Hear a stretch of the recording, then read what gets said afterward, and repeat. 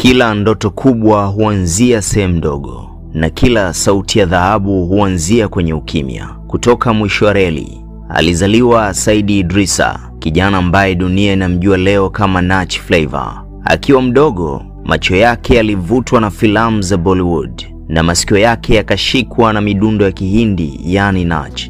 Aliimba, aliiga, aliishi muziki mpaka watu wakaanza kumuita Said Nach.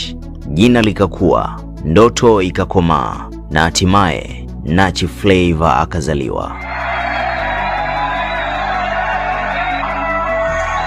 Si muziki wa Kihindi pekee, Nach Flavor aliupenda pia Bongo Flavor. Lakini jina moja likamchoma moyo zaidi, Alikiba.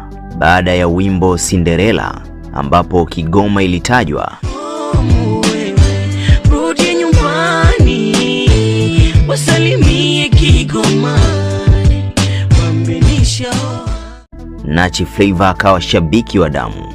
Akiwa na umri wa kati ya miaka 5 hadi 6 tu, alianza kutunga nyimbo zake mwenyewe, chorus, verse, melody. Hakufundishwa bali ni kipaji alizaliwa nacho. He was born talented. Mwaka 2020, safari rasmi ikaanza. Wimbo wa kwanza kurekodi ni Assurance, ndio uliozaa hatua ya kwanza ya safari yake ndefu ya ndoto.